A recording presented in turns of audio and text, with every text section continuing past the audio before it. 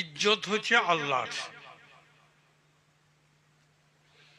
সমস্ত সম্মানের অধিকারী আল্লাহ, ইজ্জতের মালিক হচ্ছেন আল্লাহ।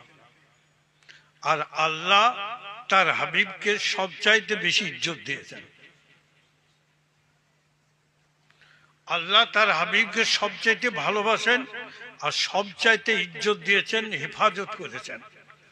মানুষ যত চেষ্টা করুক, দুনিয়ার মানুষ যত চেষ্টা করুক ইসলামকে শেষ করে দেব, চেষ্টা করুক যে কোরআনকে শেষ করে দেব, নবীর ইজ্জতকে, নবীর সম্মানকে শেষ করে দেব, তো দুনিয়ার মানুষ তুমি সারা পৃথিবীর মানুষ যদি লাগে তা আল্লাহর ইজ্জতকে নষ্ট করতে পারবে না, কোরআনকে নষ্ট করতে পারবে না, নবীর ইজ্জতকেও নষ্ট করতে পারবে না।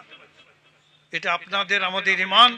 আপনারা আমরা মুসলমান, আমরা আল্লাহকে মানি, নবীকে মানি, আল্লাহর ইজ্জত করি, নবীর ইজ্জত করি, আল্লাহর সম্মান করি, নবীর সম্মান করি, আল্লাহর তাবেদারি করি, নবীর তাবেদারি করি, আল্লাহকে মানি আর নবীকে মানি।